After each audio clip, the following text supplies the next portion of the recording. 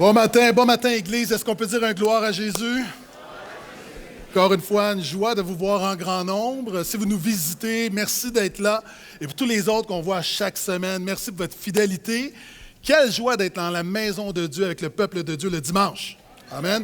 Et d'aller dans la parole de Dieu. Et on continue la série qui se nomme Versets coupés. Donc, on regarde aux versets préférés des chrétiens qu'on cite souvent, qu'on voit sur les réseaux sociaux, qu'on voit sur les t-shirts, les casquettes et les tasses et les tableaux. Et on se rappelle qu'un texte hors de son contexte est un prétexte. C'est-à-dire que c'est une très mauvaise idée de prendre un verset biblique hors de son contexte parce que souvent, ça ne veut pas nécessairement dire ce que tu penses que ça veut dire. Et déjà, on a vu, quelquefois, le contexte, c'est simplement le verset avant. Quelqu'un pourrait prendre, par exemple, un athée pourrait venir ici ce matin et dire, voici ce que dit la parole de Dieu. Est-ce que vous croyez que tout ce que la Bible dit est vrai? Et là, il pourrait aller dans le psaume 14 et il pourrait dire, voici ce que dit la parole de Dieu, il n'y a point de Dieu. Mais le contexte, c'est auparavant, ça dit, l'insensé dit en son cœur, il n'y a point de Dieu. Le contexte fait toute la différence. On a vu que quelquefois, c'est un passage. On a vu quand Paul dit « Je peux tout par celui qui me fortifie ». Quelques versets avant, Paul parle, il est en prison, il est dans la disette, il a appris à s'adapter à toute situation. Et le passage ne veut pas dire que tu peux faire des exploits avec Jésus. Ça veut simplement dire que tu peux passer au travers n'importe quoi avec Jésus. Quelquefois, le contexte est un chapitre. J'ai déjà parlé de ce pasteur qui ne s'était pas préparé pour des mariages. Et lorsque c'est le temps de prêcher aux nouveaux mariés, ouvre la Bible au hasard, se disant, « Seigneur, dirige-moi », tombe dans Luc 23. Il dit, « Voici la parole de Dieu pour vous, nouveau couple aujourd'hui. Père, pardonne-leur car ils ne savent pas ce qu'ils font. » Le chapitre, le contexte est important. Jésus est à la croix. Quelquefois, c'est le livre et même l'Ancien Testament. On a regardé ensemble le texte Jérémie 29, 11. « Car je connais les projets que j'ai formés sur vous, dit l'Éternel, projets de paix et non de malheur, afin de vous donner un avenir fait d'espérance. » Projet de paix et non de malheur, c'est le langage de l'alliance, les bénédictions, les malédictions d'alliance. Et en fait, ce que ça dit, c'est que Dieu prépare une nouvelle alliance et le projet est Jésus. Et ton avenir fait d'espérance, c'est la vie éternelle. Que ceux qui ont cette espérance disent « Amen ». Et des fois, le contexte, c'est l'ensemble de ce que la Bible dit, et c'est ce qu'on va voir ce matin. Ce matin, je vais parler de Psaume 37, le verset 4. « Fais de l'Éternel tes délices et... » Exactement. Et... « Fais de l'Éternel tes délices, te donnera ce que ton cœur désire. » Fais de l'Éternel tes délices, te donnera ce que ton cœur désire. Quelle belle promesse! Et c'est le titre de la prédication, « Fais de l'Éternel tes délices ». Et souvent, les chrétiens, la manière qu'on voit ce verset-là, c'est que si j'aime Dieu, si je sers Dieu, si j'obéis à Dieu, Dieu va me donner mes requêtes. Donc, cette voiture que je veux, il va me donner ma voiture, il va me donner la maison, il va me donner ma job. Le nouveau gars à job, Dieu va me le donner au nom de Jésus. Soit qu'il y a un miracle, une requête, il y a quelque chose qu'on veut. Et là aussi, le contexte est important. Puis, on va regarder à quelques versets dans le psaume 37, et après, on va regarder ce que la Bible dit sur l'ensemble des concepts qui sont énumérés dans ce passage-là. Donc, c'était ta Bible, psaume 37, versets 1 à 7. Le passage ne sera pas sur les écrans, vous allez seulement avoir le verset 4. Donc, encore une fois, je vous encourage à amener vos Bibles à l'Église. Vous allez avoir l'essentiel. Mais voici ce que dit le psaume 37, les 7 premiers versets. Ne t'irrite pas contre ceux qui font le mal, n'envie pas ceux qui commettent l'iniquité, car ils sont fanés aussi vite que l'herbe, ils se flétrissent comme le gazon vert. Confie-toi en l'Éternel et pratique le bien. Demeure dans le pays, prends la fidélité pour pâture. Fais de l'Éternel tes délices, il te donnera ce que ton cœur désire. Remets ton sort à l'Éternel, confie-toi en lui, et c'est lui qui agira. Tu peux dire à quelqu'un à côté de toi, c'est lui qui agira. Dieu agit encore aujourd'hui. Il fera paraître ta justice comme la lumière et ton droit comme le soleil à son midi. Garde le silence devant l'Éternel et attends-toi à lui. Ne t'irrite pas contre celui qui réussit dans ses voies, contre l'homme qui accomplit de mauvais desseins. OK, juste très, très, très rapidement sur le psaume 37. Ce que c'est important de saisir, premièrement, c'est un psaume. Pour nos amis qui connaissent moins la Bible, le psaume, c'est une prière chantée. On est dans la littérature poétique. Donc, on est dans de la poésie. D'ailleurs, ce psaume-là, l'Ancien Testament est écrit en hébreu. C'est un psaume qu'on appelle alphabétique. En hébreu, il y a 22 lettres, donc comme c'est A, B, C, D, E. Et il y a des portions qui commencent par A, B, C, D, E. Et ce psaume-là est un psaume alphabétique. Et c'est un psaume de sagesse, c'est-à-dire qui communique un enseignement. Vous savez, il y a des psaumes de louange, de reconnaissance. Ça, c'est un psaume qui communique un enseignement. il est pédagogique. Et l'enseignement que ce psaume communique, c'est que le juste regarde au méchant, regarde à celui qui méprise Dieu. Et quelquefois, il est possible en tant que croyant de regarder des gens qui méprisent Dieu et de voir que beaucoup de ces gens sont riches, sont prospères et en santé. Puis on se dit, coudonc, est-ce que Dieu existe? Et c'est pourquoi le psaume commence en disant, et à plusieurs reprises, ne t'irrite pas contre la réussite du méchant. Et le psaume focalise sur la prospérité du croyant qui n'est pas une prospérité matérielle, mais spirituelle. Merci pour 3 personnes qui ont dit Amen. Et les autres qui ne sont pas contents, restent avec moi. Et on voit ici qu'il y a un commandement, une promesse. Fais de l'Éternel tes délices et il te donnera ce que ton cœur désire. C'est une promesse conditionnelle. Donc, cela étant dit, le premier point que j'ai pour nous tous ce matin, fais de l'Éternel tes délices. Qui ici fait vraiment de l'Éternel ses délices?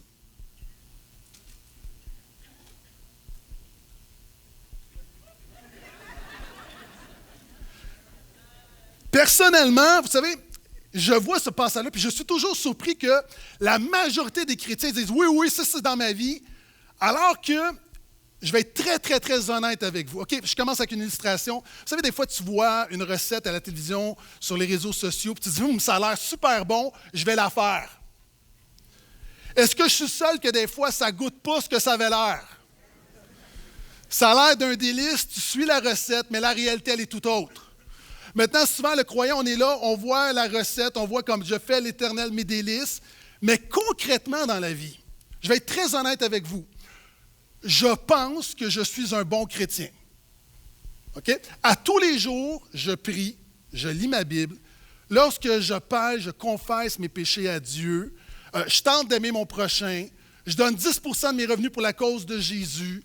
Je refuse de payer au noir. J'essaie de marcher dans l'intégrité. Je suis fidèle à ma femme. J'essaie d'être un bon père, d'être un bon pasteur. J'essaie que quand je suis pris dans l'erreur de me repentir, j'essaie de suivre Jésus du mieux possible. Je tente d'aider les autres à suivre Jésus du mieux possible. Le ministère, c'est ma vie. L'Église, c'est ma vie. Mais ce matin, je ne crois pas que je fais toujours de l'Éternel mes délices. Parce que faire de l'Éternel ses délices, est-ce qu'on s'entend que c'est pas est-ce que tu aimes Dieu, est-ce que tu obéis à Dieu, c'est les délices. Le mot est important, là, faire de l'Éternel ses délices. Un délice, c'est un plaisir raffiné. Et quelquefois, dans mon expérience avec le Seigneur, comme par exemple hier matin, je suis en train de prier, je suis en train de louer, puis là, je chante « Mon Jésus, je t'aime ». Puis il y a des moments, là, des petits mini-secondes où j'ai l'impression que je savoure vraiment Jésus, qu'il est vraiment mon délice. Mais si je suis honnête, oui, je ne pratique pas le péché, je suis Jésus, mais est-ce que l'Éternel est toujours mes délices? Je ne crois pas. Parce que je crois que c'est un standard qui est extrêmement élevé. Si tu es avec moi, dis Amen. Que tous les chrétiens ordinaires qui ont besoin de la grâce de Dieu, dis Amen. Donc, ne présumons pas que chacun d'entre nous, on fait l'Éternel nos délices parce qu'on est là. Vous savez, puis encore une fois, c'est un plaisir raffiné. Vous savez, il y a des plaisirs qui sont pas, c'est pas raffiné. Ah, il y a des gens ici, là, ton petit plaisir, là, une fois par année, c'est d'aller manger un petit hot dog à la belle province. Est-ce qu'il y a des gens comme, t'es comme moi, là, tu sais, on ne pratique pas la belle province, on ne persévère pas dans la belle province, mais une fois de temps en temps, levez la main. Il y a des gens qui font vivre, là, levez la main, là. Ah, puis quand je vais à la belle province, une fois de temps en temps, puis ce qui est mieux, c'est si ma femme ne le sait pas. Puis là, je me prends avec les 2 petits hot dogs et la poutine, je me prends un Coke. Ça, là, c'est un plaisir. Mais est-ce que c'est un délice? Est-ce qu'on s'entend des hot dogs? Frère, hausse tes standards. Des hot dogs, c'est pas un délice. C'est pas un délice. Ah, il y a des gens que je connais là, qui aiment beaucoup le cola couronne. Ah, je n'aimerais personne, là, mais une communauté de l'Église qui aime beaucoup le cola couronne. Puis on dit, oh, mais c'est écrit champagne sur la bouteille. Est-ce qu'on s'entend que cola couronne, c'est pas un délice? Hein? Jésus ne veut pas être ton cola couronne ou ne veut pas être ta belle province. Il veut être ton délice. Il y a quelque chose de raffiné, il y a quelque chose de plus. Tu es toujours là, dis Amen. Et souvent, on voit les choses comme, c'est quoi un délice? Un délice, c'est lorsqu'au jour de l'an, on décide on mange des huîtres avec du champagne, on n'arrive pas en pyjama.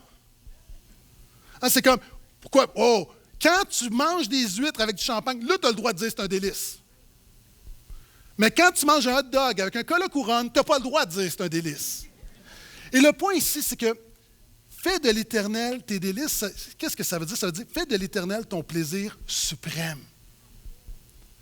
C'est pour ça que je dis, l'Éternel, je prends plaisir en l'Éternel, mais est-ce qu'il est mon plaisir suprême, continuellement? Et le texte dit, fais de l'Éternel, parenthèse, on a chanté tout à l'heure, Yahweh, c'est un mot hébreu qui est le nom de l'Alliance. Dans la Bible, Dieu, lorsqu'il se révèle à son peuple dans l'Alliance, son nom, c'est Yahweh en hébreu, et on le traduit traditionnellement par l'Éternel en français, parce qu'il y a la racine du verbe être. C'est le mot de l'Alliance. Donc, juste dire aussi, ce n'est pas une promesse pour tout le monde, c'est une promesse pour le peuple de Dieu. Il faut que tu sois en alliance avec Dieu. Vous savez, on a tous des noms d'alliance. Il y a des gens ici, des couples, comment vous appelez chérie, babe, minou, pitou. Puis la réalité, c'est que si vous vous appelez chérie, si vous allez au restaurant, puis que la serveuse elle regarde ton mari, puis elle dit, ça veut dire autre chose, mon chéri? Est-ce que tu es heureuse?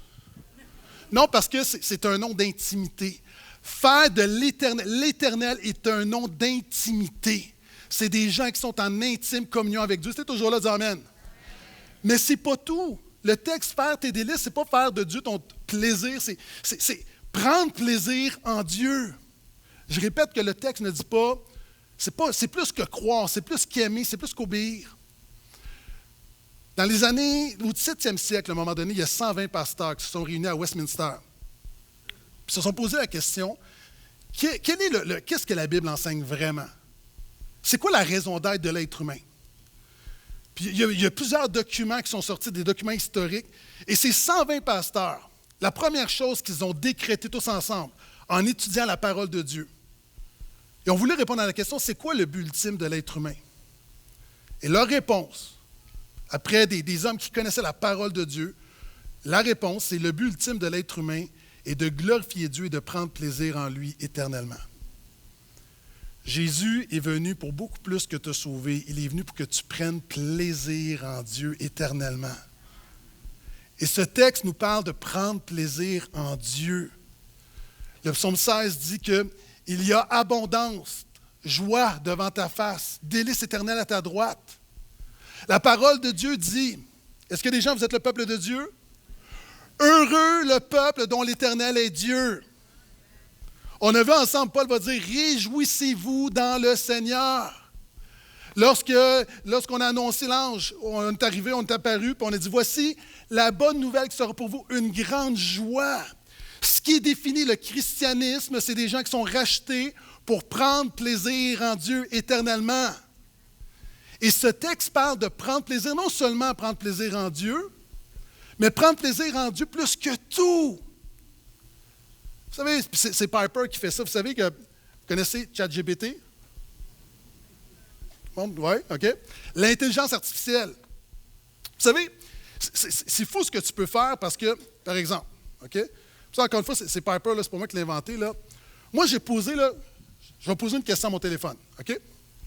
Compose une prière de 10 secondes comme quoi tu fais de l'Éternel tes délices. Voici ce que j'ai. Chat. Éternel, je fais de toi mon délice car tu es ma joie, ma force et la source de tout mon bonheur. Il est chrétien. Est-ce que c'est vrai? Est-ce que c'est biblique? Oui. Est-ce que c'est christocentrique? Oui. Est-ce que tout ça, là, c'est ce qu'un croyant pourrait dire? Oui. Est-ce que c'est prendre plaisir en Dieu? Non, c'est une machine. Dieu nous a donné la capacité, non seulement de dire des choses, de faire des choses, mais de prendre plaisir en Dieu de tout notre cœur. Et c'est la particularité des hommes, de l'être humain. Et la Bible dit, fais de l'Éternel tes délices, c'est prendre plaisir en Dieu plus que tout. C'est pour ça que je disais tout à l'heure, j'étais assez humble devant ce texte-là, parce que ça veut dire que Dieu est ta joie suprême. Est-ce que Dieu est ta joie suprême tout le temps? Le standard, mes amis, est beaucoup plus élevé que ce qu'on croit. Plus que tout. OK, supposons là, qu'on se dit, OK, l'Église, il y a quelqu'un qui a fait un don, puis à chaque personne qui sont ici, je te donne 3 choix. OK? Soit que cet après-midi, on part pour une semaine, tout le monde, dans le sud au Mexique. Voyage payé, tout inclus. Soit que ce soir, on vous invite dans le plus grand resto de Montréal. Ou soit que on vous donne chacun 1 000 $. Qu'est-ce que tu choisis? Réfléchis. Qui choisit le voyage au Mexique? Lève la main. C'est drôle parce qu'il y a des hommes qui lèvent leurs mains, pas leurs femmes. C'est comme... Ou madame lève sa main, monsieur baisse sa main. Non, il faut y aller ensemble. Il faut y aller ensemble. OK. Qui va dans le plus grand restaurant de Montréal? Levez la main. OK. Qui veut le 1 000 $? Levez la main. Oh, wow! Puis regardez-vous, vous avez tous le sourire, même si ce n'est pas vrai. Maintenant, la joie que tu as en apprenant cette nouvelle, OK? Quand tu penses à ce que Jésus a fait, ta joie devrait être plus grande que ça.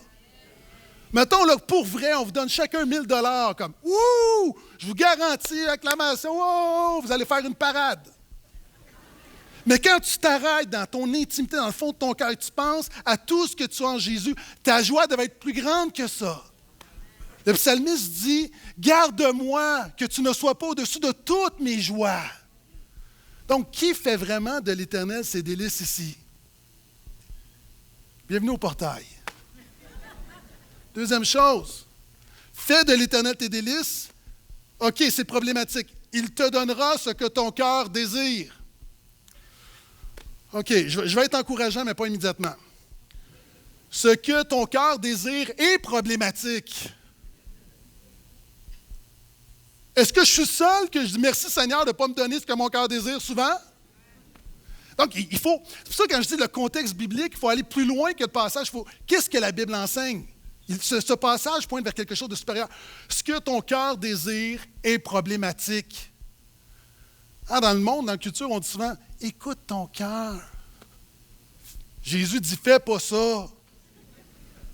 Jésus va dire, Matthieu 15, 19, non, c'est du cœur que viennent toutes les mauvaises pensées, l'adultère, la fraude, les convoitises. Ton cœur est problématique. Et c'est pour ça, moi, je suis toujours réticent à dire, particulièrement ce passage-là, de dire à quelqu'un, hey, que l'Éternel te donne ce que ton cœur désire. Parce que Jérémie 17 va dire que le cœur de l'homme est plus tortueux que n'importe quoi, il est incurable. Notre cœur est tout croche. Fait que je ne suis pas sûr que Dieu va te donner des affaires croches. Donc, c'est quoi le point? C'est que, voyez-vous, on saute des étapes, on ne comprend pas comment Dieu façonne ce passage-là pour nous amener à ce que ce soit une promesse pour nous, parce qu'il s'applique pour nous. Mais tu dois comprendre que, premièrement, non, tu ne fais pas de l'Éternel tes délices, puis Dieu ne te donnera pas ce que ton cœur désire, parce que ce que ton cœur désire est mal. Tout le monde dit « aïe aïe ». Si ton enfant dit « Papa, maman, pour Noël, je veux un samouraï ». Ben oui, je vais te donner ce que ton cœur désire. Ah non, tu es un mauvais parent, parce qu'il va se blesser avec. Dieu sera un mauvais Dieu de te donner ce que ton cœur désire qui pourrait te blesser. Puis souvent, ce qu'on veut, on veut des choses qui nous éloignent de Dieu. Puis on ne le sait même pas, mais Dieu voit la route. Et c'est pourquoi dans l'Ancien Testament, Dieu promet qu'un jour va venir le Messie, puis le Messie est envoyé pour guérir ceux qui ont le cœur brisé. Pour comprendre cette parole-là, comprends que ton cœur est brisé. Puis là, je vais aller plus loin. Souvent, nous, on voit ce passage-là. Encore une fois, il faut comprendre ce que les mots veulent dire dans la Bible. Dans notre culture, un cœur brisé, c'est une peine d'amour. Puis qu'on voit comme Jésus est venu pour guérir ceux qui ont le cœur brisé, on le transpose, puis on se dit, en fait, Jésus est venu pour des gens qui ont des épreuves, puis le cœur brisé. Mais ce n'est pas ça que ça veut dire dans l'Ancien Testament en hébreu. Le cœur brisé, le cœur, là, c'est l'intériorité. C'est beaucoup plus que les émotions. C'est ta pensée, c'est ta volonté. Quand la Bible dit que Jésus est venu pour guérir ceux qui ont le cœur brisé, ce que ça veut dire, c'est qu'il est venu pour guérir des gens qui sont brisés. Mon ami, tu n'as pas juste le cœur, tu es brisé. Nous sommes cassés. La bonne nouvelle s'en vient. Nos désirs sont brisés, nos pensées sont brisées, notre volonté est brisée. Il y a 5 ans environ, vendredi saint, j'étais en train de préparer mon message, ma prédication pour le vendredi saint, j'ai presque terminé. J'étais en train de boire un shake de protéines, du lait avec de la poudre de protéines, et je le renverse sur mon ordinateur. J'ai senti mon âme quitter mon corps. C'est la mort. C'est la mort. Et là, j'ai vu, c'est comme, là, panique, là, c'est comme ça va partout, puis ça s'infiltre, puis là, il commence à avoir de la fumée, de la boucane. J'essaie d'essuyer, je l'ai amené chez Apple, on dit, il n'y a rien à faire, c'est infiltré partout. Ça, c'est le péché. Le péché qui est en toi est infiltré partout, il n'y a rien à faire. C'est pour ça que Jérémie dit, ton cœur est incurable. C'est pour ça, j'hésite avant de dire que Dieu te donne ce que ton cœur désire, parce que ça dit que ton cœur est incurable. Et c'est pour ça que Jésus est venu. Et c'est pourquoi dans l'Ancien Testament, reste avec moi, Dieu fait la promesse de nous donner un cœur nouveau. Plus grande promesse de l'Ancien Testament selon moi, Ézéchiel 36, 26. Dieu dit, je mettrai mon esprit dedans vous, je vous donnerai un cœur nouveau, j'enlèverai votre cœur de pierre et je donnerai un cœur de chair. Et dans Jérémie 31, ça dit, voici la nouvelle alliance que je ferai, j'inscrirai la loi sur leur cœur. Ils seront mon peuple, je serai leur Dieu. Et ce que Dieu promet, c'est que ton cœur est malade, ton cœur est incurable, tu as besoin d'une transplantation cardiaque spirituelle. Tu as besoin d'un cœur nouveau. Et cette promesse-là ne peut pas se vivre sans le cœur nouveau que Jésus seul donne. Est-ce que je peux entendre un vrai amen? Et ce que la parole de Dieu dit, c'est que tu as besoin d'une transformation qui te permet de vivre ce passage-là. Vous savez, Jésus parle il y a différentes manières de parler de ce changement de cœur. Jésus va parler de la nouvelle naissance. Et de la même manière, si quelqu'un ici, vous avez, par exemple, votre cœur est malade, là, vraiment malade, vous allez mourir, vous avez besoin d'une transplantation cardiaque. Le jour où vous recevez votre nouveau cœur, tout change. Vos priorités changent. Est-ce qu'on s'entend que lorsque vous sortez de l'hôpital, vous n'allez pas à Belle-Province? Tes désirs changent. Tes capacités changent. Alors que vous êtes presque incapable de marcher, maintenant, vous allez pouvoir courir. Votre volonté change. Le cœur change tout. Maintenant, lorsqu'on se repent et on met notre foi en Jésus, il y a quelque chose qui se produit, il y a une nouvelle naissance. Et cette nouvelle naissance nous donne de nouvelles capacités, une nouvelle volonté, de nouveaux désirs. C'était toujours là, dit Amen. Donc voici, reste avec moi. Fais de l'Éternel tes délices. Personne ne fait de l'Éternel ses délices. Pourquoi? Nous avons besoin d'un nouveau cœur qui nous donne de nouveaux désirs, qui amène de nouvelles prières, et alors il te donnera ce que ton cœur désire. Il n'y a rien dans l'Ancien Testament que Dieu dit sans voir l'œuvre accomplie de Jésus en tête. Et voici, troisième chose, Jésus est le seul qui a parfaitement fait de l'Éternel ses délices. Quand tu y penses, le seul qui a fait de l'Éternel ses délices parfaitement, c'est Jésus. Jésus a toujours fait du Père ses délices. Est-ce que je peux entendre amène à ça? D'ailleurs, Jésus va parler, très rarement, Jésus va parler de qui il est vraiment, là, de son cœur. Puis il y a une fois qu'il va dire « Je suis doux et humble de cœur ». Hein? Jésus est le seul être humain qui a marché sur la terre qui n'avait pas le cœur brisé. Et Jésus, ça veut dire quoi? Qu'il faisait du Père ses délices, ça veut dire que ses désirs étaient les désirs du Père. Jésus va dire à un moment donné, non pas ce que je veux, mais ce que tu veux. Quand tu commences à dire ça, là, tout à coup, la promesse prend place. Les pensées de Jésus étaient toujours pour glorifier le Père. D'ailleurs, la Bible dit que le Père dit, « Voici mon Fils en qui je prends plaisir. » Jésus a fait parfaitement la volonté du Père. Jésus a fait du Père ses délices. Il a dit d'ailleurs, il va dire dans Jean, « Je fais toujours ce qui lui est agréable. » Qui ici, tu fais toujours ce qui est agréable à Dieu? Toujours. Lève la main qu'on voit les menteurs. Et regarde, et là tu vois, là, il y a quelque chose qui va s'emboîter là, dans ta tête. Là, tu vas faire « Ah! » Et c'est pourquoi Jésus a toujours fait du Père de ses délices, a toujours fait de l'Éternel ses délices. C'est pourquoi le Père a toujours donné à Jésus ce que son cœur désirait. Jésus, à un moment donné, va dire « Le Père m'exauce toujours. » Pourquoi? Parce que Jésus était parfaitement aligné avec le cœur du Père. quand Dieu le Père faisait ses délices, le cœur de Jésus soupirait après le Père et le Père donnait au Fils qu'il désirait. OK, pour que tu comprennes.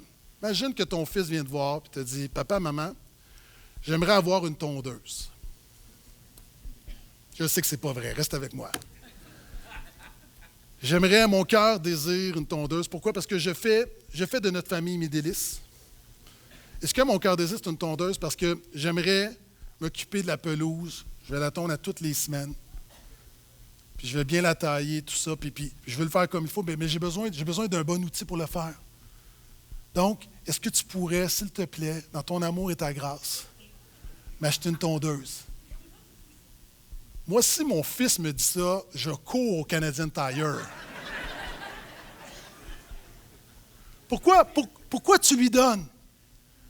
Parce que tu sais que ses motifs, les motifs, c'est pour l'œuvre. Les motifs, c'est pour la famille. Donc, tu lui donnes quelque chose qui est pour le bien de tout le monde. Et Jésus a toujours voulu faire l'œuvre du Père. Et c'est pourquoi le Père a toujours exaucé Jésus. Parce que Jésus n'a rien demandé pour lui. Et là, on arrive à l'application. Fais de l'Éternel tes délices, il te donnera ce que ton cœur désire en Jésus. Voici comment ce passage-là s'applique. OK. Reste avec moi. Quand tu viens à Jésus, Jésus te donne un cœur nouveau. Je peux entendre amène à ça. Est-ce que les gens t'ont reçu un cœur nouveau? Tout a changé dans ta vie quand tu es venu à Jésus. OK. Le cœur nouveau te permet d'avoir une joie nouvelle. Parce que ton vieux cœur de pierre prend plaisir dans des affaires cheap, dans des hot dogs, dans le cola couronne. Mais ton cœur nouveau te donne une joie nouvelle. Moi j'ai eu ma compagnie de téléphone m'a envoyé un texto pour me dire « Monsieur, votre téléphone est rendu trop vieux, il faut le changer. Il ne supporte plus la nouvelle technologie. » Il n'y a même pas 10 ans que je l'ai. C'est un autre sujet, là, mais bon. Oh, mon téléphone, c'est pas un Padjet, mon téléphone ne supporte plus Internet. Comme ça, trop. Et la réalité, c'est que le cœur non régénéré dans le péché ne peut pas supporter la joie pure du Seigneur. Tu ne peux pas faire de l'Éternel tes délices, tu as besoin d'un nouveau cœur. Et tu as déjà entendu ça, mais permets-moi de le relire. C'est C.S. Lewis qui donne cette analogie. Si l'on considère les promesses de récompenses faites sans honte et l'ampleur stupéfiante des récompenses promises dans les Évangiles, il semblerait que notre Seigneur trouve nos désirs non pas trop forts, mais trop faibles. Souvent, on pense là, comme le péché a tellement un attrait sur notre cœur, puis il dit non, ça, c'est pas ton désir pas trop fort, c'est juste qu'il est trop faible. Nous sommes des créatures tièdes, nous amusant avec l'alcool, le sexe et l'ambition, alors qu'une joie infinie nous est offerte. Comme un enfant ignorant qui veut continuer à faire des gâteaux de boue dans un bidonville parce qu'il ne peut s'imaginer ce que signifie l'offre d'aller en vacances à la mer. Nous sommes beaucoup trop facilement satisfaits. On se satisfait de peu. Et la plus grande des satisfactions, c'est de faire l'Éternel tes délices. Et c'est possible seulement quand Jésus te donne un cœur nouveau. Et quand il te donne ce cœur nouveau, ça donne des nouveaux désirs. Chrétiens, il y a des gens qui ne savent pas ça. Vous savez, souvent, on voit la vie chrétienne comme faire, pas faire. Jésus, là, il fait plein de choses dans ta vie, mais il te donne des nouveaux désirs. C'est pour ça qu'il y a des gens qui arrivent avec toutes sortes de désirs, OK? Peu importe, là. Ils sont comment? En Jésus, il change toutes choses. Puis non seulement il change ta capacité, il te donne des nouveaux désirs. Il te donne de désirer les choses de Dieu que tu ne désirais pas avant. Et tes désirs que Jésus te donne avec un nouveau cœur sont alignés avec ceux du Père. Tout à coup, alors que tu étais un rebelle avant sans Jésus, en Jésus maintenant, tu commences à prendre plaisir dans les choses que Dieu prend plaisir. Et tes désirs commencent à être alignés avec ceux du Père. Puis les choses que tu veux, c'est les choses que Dieu veut également. Wow, quelqu'un devrait dire Alléluia. Des nouveaux désirs. Vous savez, moi j'ai grandi dans un milieu où, on va dire défavorisé, mais mon point, c'est que je n'ai jamais mangé de poisson avant 20 ans, moi. Moi, de chez nous, là, on ne mangeait pas c'était comme pâté chinois, puis spag, puis pâté chinois, puis boulettes de steak haché. Là. Je n'ai pas mangé de poisson de ma vie avant de rencontrer ma femme. Elle, c'est Madame Poisson. OK? Puis la réalité, c'est que j'avais aucun désir, aucun goût pour le poisson. Et tranquillement, mes désirs se sont alignés à ses désirs. Pour lui faire plaisir, j'ai commencé à manger du poisson. Et un des meilleurs repas de ma vie, c'est qu'un jour, on a décidé d'aller en Gaspésie, de faire un aller-retour en Gaspésie en 24 heures. Donc, on a fait 10 heures de route pour aller manger dans un restaurant. Le Matelot, on appelle comme ça. On était là, manger un repas, c'était l'assiette du pêcheur. Moi, là, c'est loin de ma vie, là. Un des meilleurs repas de ma vie. Comment est-ce possible? Quand ton cœur s'aligne au désir de quelqu'un que tu aimes, tout à coup, tu as des nouveaux désirs. Dieu te donne des désirs que tu n'avais pas avant. Est-ce que je peux t'en emmène à ça?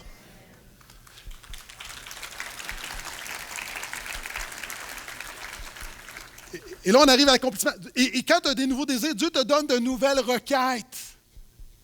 Parce que tu demandes à Dieu ce que tu désires. Exemple, OK, moi, j'ai des amis qui sont végétariens. OK, un végétarien. Est-ce qu'il y a des végétariens ici? Levez la main. On vous aime, on vous aime. OK? Un végétarien, OK? Qu'est-ce que... Il fait ses délices de quoi? Des légumes. Un végétarien, des légumes, c'est un délice. Miam, miam, miam, miam, miam. Quand tu vas avec ces gens-là au restaurant, qu'est-ce qu'ils désirent? Pas le steak tomahawk. Ils désirent des légumes.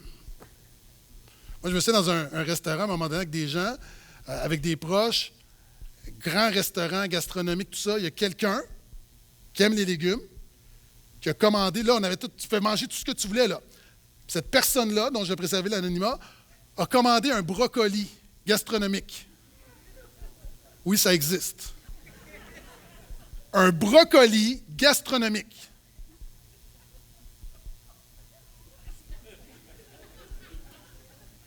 Moi, je voyais ça, puis là, la personne dit « Ah, c'est bon! C'est un brocoli. » Rajoute gastronomique, ça reste brocoli. Mais tu vois, il y a quelque chose de... Cette personne-là fait des légumes, ses délices, mais c'est ça qu'elle demande. Donc, reste avec moi. Quand l'Éternel est ton délice, tu ne demandes pas des choses qui ne sont pas selon la volonté de l'Éternel. Tu commences à comprendre quelque chose, là. Donc, Jésus te donne un cœur nouveau avec des nouveaux désirs et ça amène de nouvelles requêtes. Et voici c'est pourquoi le dernier point dit « Fais de l'Éternel tes délices, te donnera ce que ton cœur désire en Jésus. » OK? Voici comment on attache tout ça. Jésus va dire « Si vous demandez quelque chose en mon nom, le Père vous exaucera. » Amen? La Bible dit « Si vous demandez quelque chose, voici l'assurance que nous avons auprès du Père. Si nous demandons quelque chose selon sa volonté, il nous exaucera. » Et la volonté de Dieu, ce n'est pas la volonté mystérieuse pour ta vie, c'est voici, tu veux connaître la volonté de Dieu. Ce que ça dit, c'est si tu demandes quelque chose qui est biblique, Dieu va te le donner. Voici notre problème. Prier au nom de Jésus. S'il ne suffit pas de demander n'importe quoi puis de rajouter au nom de Jésus pour que Dieu te le donne, c'est pas ça. Au nom de Jésus, c'est de demander quelque chose que Jésus demanderait. Oh! Ça change beaucoup de choses, là. Hein, comme par exemple, supposons, vous savez, les pasteurs, on a un code d'éthique au portail, pas de cannabis. Ça, c'est une autre prédication, OK? Et là, moi, on me dit que la SQDC livrait. Est-ce que c'est vrai? Personne ne veut répondre, hein, OK? C'est une question piège. Pasteur Ralph fait, oui, c'est vrai, c'est vrai, c'est vrai. Mais justement, puisque Pasteur Ralph est de retour de vacances, OK? Imaginons que Pasteur Ralph, à un moment donné, il me demande ma carte de crédit. Tu sais, on a des cartes de crédit, compte de dépenses qui sont vérifiées, tout ça. Puis, je peux lui dire, ma carte ne fonctionne pas, puis il prend ma carte de débit. Parce qu'il veut commander du cannabis, mais il veut le faire en mon nom. Fait que là, lui, il prend ma carte, là, il commande du cannabis. Là, c'est livré à l'église sur mon bureau. Là, Pasteur Al vient me dire, est-ce que je peux avoir mon cannabis? Il y a de quoi que je ne comprends pas, là. Ouais, je l'ai fait en ton nom parce que je voulais le faire en ton nom, ça passerait mieux. Est-ce que vous croyez que la commande va se rendre jusqu'à lui? Ça se peut qu'il y ait de l'interférence. La réalité, c'est que des fois, on demande des choses au nom de Jésus qui ne sont pas selon la volonté de Dieu. Tu dis, mais pourquoi Dieu n'exauce pas ma prière? Il y a eu de l'interférence. Fais de l'Éternel tes délices, te donnera ce que ton cœur désire. Ça ne veut pas dire que si tu n'es pas un chrétien pas si pire, il va donner tout ce que ton cœur désire. Ce n'est pas une promesse, écoute bien, ce n'est pas une promesse sur la satisfaction de tous tes désirs, mais c'est une promesse sur la transformation de tous tes désirs. Ce passage-là dit qu'un jour, par l'œuvre du Messie, ton cœur va être tellement transformé que l'Éternel va être un délice, puis c'est lui que tu vas vouloir parce que tu vas désirer que c'est lui. Puis étant donné que tu le veux lui, il va te donner lui. Ça veut dire quoi? Ça veut dire que, OK, est-ce que tu veux que je te donne un truc pour être sûr que Dieu réponde à tes prières? Pas beaucoup de pasteurs qui font ça. Là. Voici, là, fais ça, là, et Dieu va répondre à toutes tes prières. Toutes tes prières qui sont motivées par la gloire de Dieu, ta sainteté personnelle et l'amour des autres, Dieu veut t'les exaucer. Le problème, c'est que c'est rare que les trois éléments sont réunis. Vous savez, quand Dieu fait de l'Éternel, quand tu fais de l'Éternel tes délices, tout à coup, ce que tu veux, qu'est-ce que tu veux? La chose la plus importante dans ta vie, tu sais c'est quoi? C'est la gloire de Dieu. Ce n'est pas ton confort, c'est que Dieu soit glorifié dans ta vie. Dans toutes tes circonstances, dans la mort, dans la vie, dans l'épreuve, dans le bonheur, que Dieu soit glorifié. Quand tu fais de l'Éternel tes délices, ce que tu désires par-dessus tout, Thessaloniciens va dire, ce que Dieu veut, c'est votre sanctification. Tu dis, qu'est-ce que Dieu veut? Dieu veut ta sanctification. Dieu veut ta transformation. Dieu ne veut pas, au-delà du confort, de la provision, de la prospérité, de la santé, la chose la plus importante pour Dieu, c'est de nous transformer à l'image de Jésus. Et la troisième chose, Paul va prier, puis on voit ça dans l'épître de Paul aux Philippiens, puis il va dire, ma prière pour vous est que votre amour abonde. Donc, regarde tes prières. Regarde les prières de ton cœur.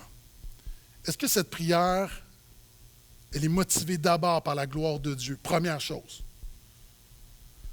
Deuxièmement, est-ce que cette prière-là vise ta sanctification personnelle? Puis troisièmement, est-ce qu'elle contribue à l'amour de ton prochain? Alors, tu commences à faire de l'Éternel tes délices et tes désirs sont alignés avec ceux du Père et tu commences à désirer ce que le Père désire. Donc, et c'est dans ce sens-là, l'Éternel te donnera toutes les choses de ton cœur qui l'honorent. Donc, est-ce que cette promesse est pour nous? Oui, mais on a besoin de Jésus. Et la première, et quand tu as Jésus dans ta vie par le Saint-Esprit, la première chose, c'est de Seigneur, j'ai le cœur, j'ai de nouveaux désirs, mais apprends-moi à faire de l'Éternel mes délices. Apprends-moi, première prière, à faire de Dieu ma joie suprême. Apprends-moi à prendre plaisir en Dieu, à goûter combien l'Éternel est bon, à savourer Dieu. Apprends-moi à désirer les choses que tu désires. Première étape. Et après, tu vas te rendre compte que ce que ton cœur désire n'est pas ce que ton cœur désirait.